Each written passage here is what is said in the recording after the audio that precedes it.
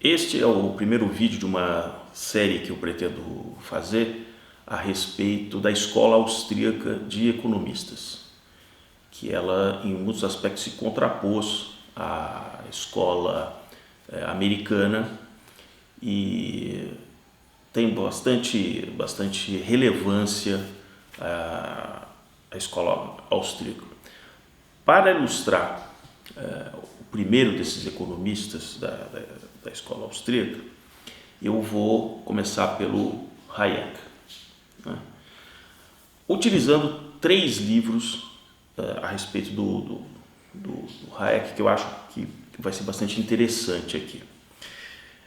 O Hayek, ele vem de o Friedrich Hayek vem de uma família da pequena nobreza ali da época do Império Austro-Húngaro, e por serviços prestados ali ao Império, o tataravô dele já havia recebido um título de nobreza.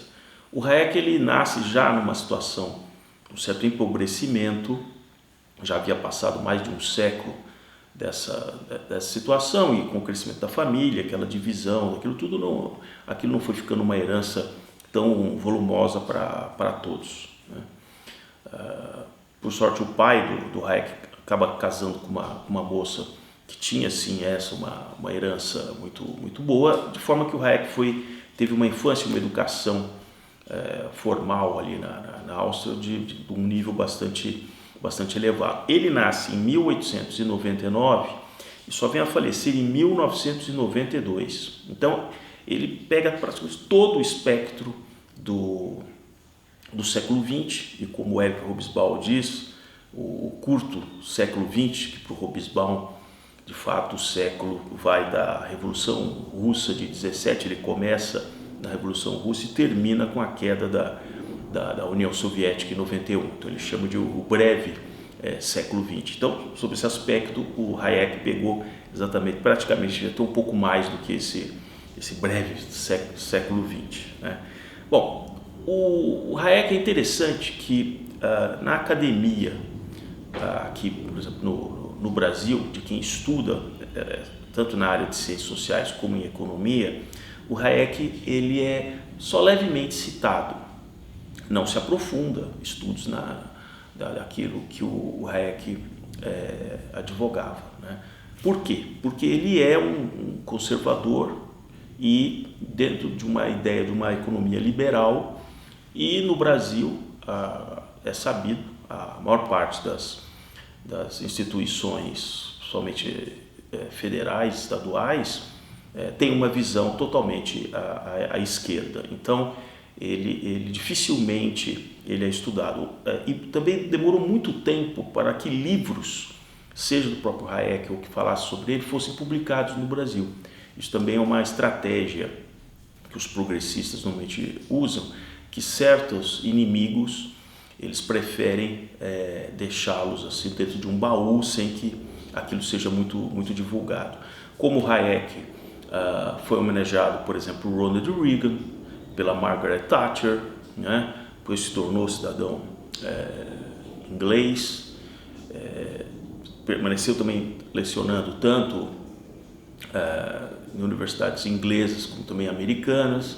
Então, os progressistas não gostam muito aliás, não gostam nada do Hayek, né? Bom, falando dos 3 livros, o livro que, em tese, eu deveria começar seria pelo livro do Hayek, que foi o seu maior sucesso quando lançado em 1944. Ele começou a escrever o livro que ele diz nas horas vagas em 1940, ficou pronto ali em 1943, e aí foi publicado esse livro, O Caminho da Servidão, né? Que é um livro com uma crítica feroz contra o socialismo e mostrando como se flertou durante muito tempo com essa questão do endividamento do governo, ele sendo a mola propulsora da economia, daquele estilo campeões nacionais que a gente viveu no Brasil recentemente. Então, esse livro eu vou utilizar, que é o livro base de toda a conversa. Há um outro livro dele mais recente, antes dele falecer aqui em 92, esse aqui, Os Erros Fatais do Socialismo. Inclusive, nessa edição, quem faz os comentários é o Roger Scruton, que também é um conservador, falecido agora recentemente. Então, aqui também ele traz vários argumentos bastante interessantes contra a ideia do socialismo. Mas o livro que eu vou usar como guia e que eu recomendo que desses três, o primeiro a ser lido é esse aqui, porque ele é uma espécie de uma biografia contando vários aspectos da vida e dessa trajetória do Hayek, sem entrar diretamente nos assuntos aqui dos outros dois livros. Então, para quem não tem nenhuma noção da vida do Hayek, eu acho esse livro do Denis Garcia Xavier muito elucidativo, é muito interessante. É um livro recente, ele foi publicado em 2019, então tem muitos fatos, muita coisa que se descobriu depois. Ele, por exemplo, o Hayek veio ao Brasil em 3 oportunidades, 1977, 79 e 1981, convidado na época pelo Henry Maxud, que era um engenheiro, mas sempre atuou na parte de consultoria, né, de empresa de análise de projetos e tal, e ele convidou o Hayek para uma sequência de palestras aqui em 3 oportunidades. E vejam que mesmo assim a militância progressista finge que o Hayek, como se ele nunca tivesse existido, né? O Hayek, inclusive, ele foi contemporâneo e ele fez uma oposição ao Keynes, o John Maynard Keynes, inglês também ali, né? Quer dizer, convivendo ele também na Inglaterra, porque ele abandona finalmente a Áustria quando Hitler faz aquela anexação da Áustria.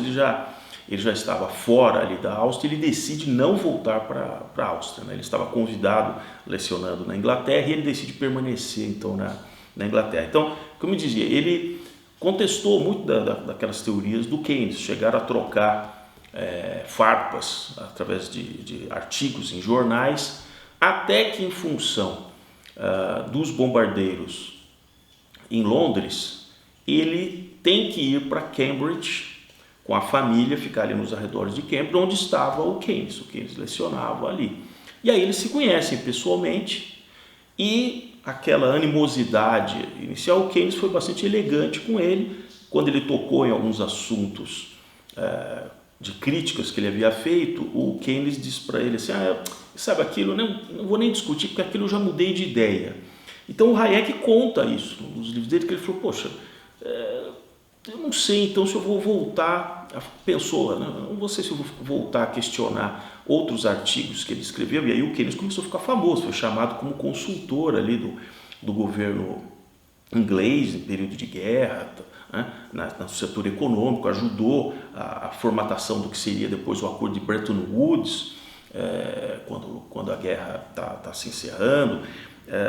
Então o Hayek achou que, se ele muda de opinião, mais para frente, se eu fizer uma outra crítica com outro texto que ele fez, ele também vai dizer que mudou de ideia. Então, no futuro, depois o Hayek até se arrependeu dessa postura de não continuar confrontando o Keynes. E o Keynes acaba morrendo de um ataque cardíaco. Ele tinha problema cardíaco e atrasado para pegar o navio que iria levá-lo aos Estados Unidos para as reuniões ali, né, que haveria. Ele acabou morrendo bem jovem, né? O Keynes morreu ele com 50, mais ou menos uns 50 anos, né? Então, o Hayek, outra peculiaridade que é interessante, eu vou tratar disso no outro vídeo, ele foi aluno do von Mises, também austríaco, quando ele decidiu então fazer economia e tal. Então, o von Mises é uns 10 anos mais velho do que ele, e ele teve a oportunidade então de não só ser aluno, mas depois também participar de algumas pesquisas, trabalhando no mesmo instituto governamental que fazia pesquisas na área econômica para o governo austríaco, né? Acho que nada melhor do que, por exemplo, pegar aqui alguns dos dos livros, por exemplo, no Caminho da Servidão, para vocês entenderem tanto a cabeça do Milton, do Hayek, desculpa. Então, por exemplo, ele nesse livro ele ataca a utopia socialista, o fascismo e o socialismo, né? Então, no âmbito aqui da utopia, ele diz o seguinte: a democracia amplia a esfera da liberdade individual, o socialismo a restringe. A democracia atribui a cada homem o valor máximo, o socialismo faz de cada homem um mero agente, um simples número. Democracia e socialismo nada têm em comum, exceto a palavra igualdade. Isso é interessante. Daí eu já fiz alguns vídeos que eu mostro a tentação que vários socialistas, ao assumirem, por exemplo, o governo, de chamar aquilo de democracia, né? Mas observa-se a diferença. Enquanto a democracia procura a igualdade na liberdade, o socialismo procura a igualdade na repressão e na servidão. Ou seja, ele transforma na marra todos em iguais. Por isso que hoje é muito comum em vários desses progressistas eles falam em desigualdade, desigualdade, desigualdade, e a questão é como eles, em algum momento, eles querem eliminar essa desigualdade, né? Mais para frente, ele trata aqui, ó, veja, o próprio Hayek escrevendo aqui, ó, enquanto os progressistas na Inglaterra e em outros países ainda se iludiam julgando que comunismo e fascismo eram polos opostos, um número cada vez maior de pessoas começava a indagar se essas novas tiranias não seriam resultado das mesmas tendências. E é verdade. O nacionalsocialismo na Alemanha ele foi iniciado com contatos com os comunistas soviéticos. Da mesma maneira, com os fascistas na Itália. A questão que os dividiu é uma questão apenas de método, né? Seja no nacionalsocialismo, seja no fascismo, eles acreditavam que assim, era possível conviver com aqueles campeões nacionais, aquela elite industrial e empresarial que estava ao lado do governo, e o governo ia simplesmente ser um sócio desses campeões nacionais, coisa que os bolcheviques soviéticos não admitiam, diziam não, isso aí é uma patifaria, isso aí eu não vou aceitar, eu vou realmente tomar conta de tudo. Então eles divergiram no método, mas dizer que, por exemplo, o fascista e o nazista é de direita é um grande erro, equívoco, né? Que os progressistas hoje tentam colar isso para tentar disfarçar a origem das coisas. E finalmente aqui eu selecionei mais um breve parágrafo em que ele coloca assim: muitos se definem socialistas, embora considerem apenas a primeira acepção do termo, isso é, o socialismo representado pela justiça social. Então o cara fala, eu sou socialista, ele pega no social. E acreditam profundamente nos fins últimos do socialismo, sem, contudo, cogitar nem entender a maneira de alcançá-los. Que é uma coisa que eu também sempre estimulo em vários vídeos, que eu digo, quando eu vejo um progressista falando, precisamos disso, políticas públicas, eu falo assim, filho, põe no papel, como? Quanto custa, quanto tempo, por onde nós começamos, aí não, aí o progressista, se você tentar levar para número, quantificar, aí ele se enrola. Agora ele está sempre dizendo que temos as igualdades, temos isso, e as políticas públicas, então fica... Bom, então voltando aqui. Muitos se definem socialistas, embora considerem apenas a primeira acepção do termo, isto é, o socialismo representado pela justiça social, e acreditam profundamente nos fins últimos do socialismo, sem, contudo, cogitar nem entender a maneira de alcançá-los. Sabem apenas que devem ser alcançados a qualquer custo. Por isso que lá na frente eles acabam se tornando, né, cai a máscara e eles acabam se tornando extremamente repressores, porque aquilo não vai acontecer da maneira que eles pensam, não é?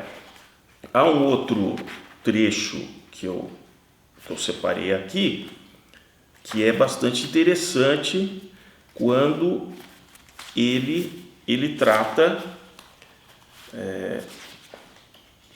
tá aqui no Hayek, sim, tá aqui. Ele cita um daqueles personalidades históricas, né, que escreveu, tem textos importantes, que é o Milton, né?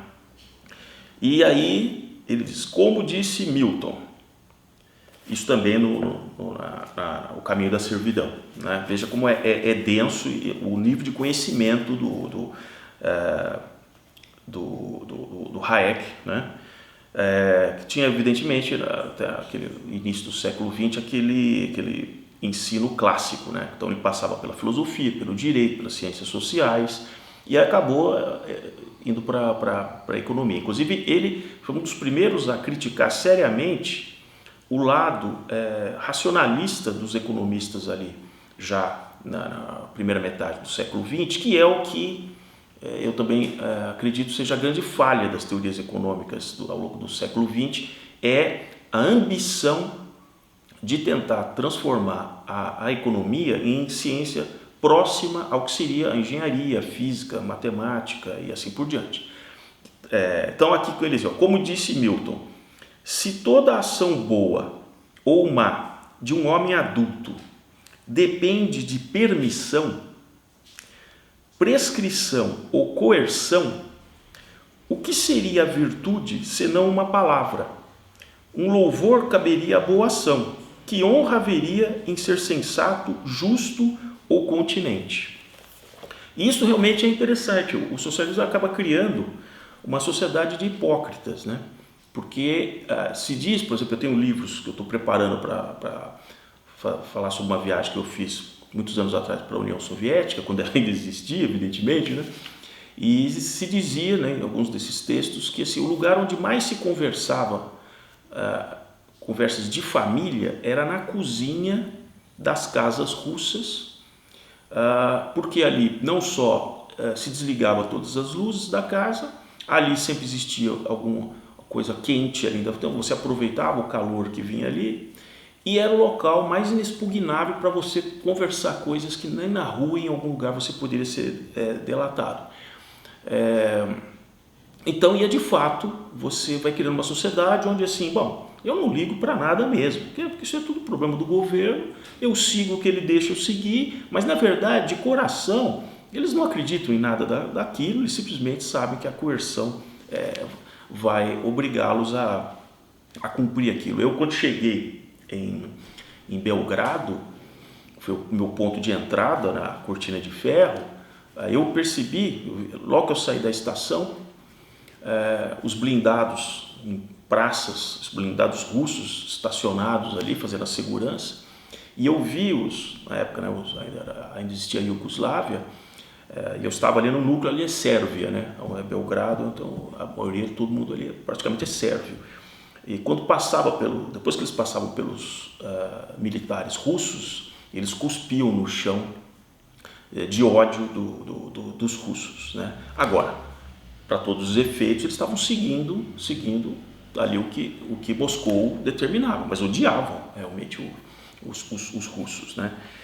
Outro ponto interessante do Hayek, que ele, em fevereiro de 1929, a Áustria estava muito endividada em função ainda do efeito da Primeira Guerra Mundial, ela perdeu o território, o Império Austro-Húngaro foi dissolvido, ela tinha ônus de guerra para ser pago, né, para os países que lutaram ali contra a Alemanha, a Áustria, a Turquia, o Império Otomano foi desfeito, e os juros estavam sendo cobrados muito altos na Áustria. E grande parte do dinheiro disponível da Europa estava sendo investido na Bolsa Americana. E aí foram perguntar para o Hayek quando que as taxas de juro poderiam cair. E ele falou, olha, em função dessa fuga de capitais e investir na Bolsa de Nova York, nós vamos ter que esperar essa bolha passar e eu acho que não vai demorar muito tempo. De fato, foi em outubro de 29 que começa todo o crash da Bolsa de Nova York. Então ele foi considerado uma pessoa que escreveu realmente, publicamente, a questão de que se aproximava uma crise, né? Isso também os progressistas não tocam no assunto, né? Não tocam no assunto. Outra coisa que ele nos livros, ele principalmente aqui nesse livro dos erros fatais do socialismo, é que eles assim,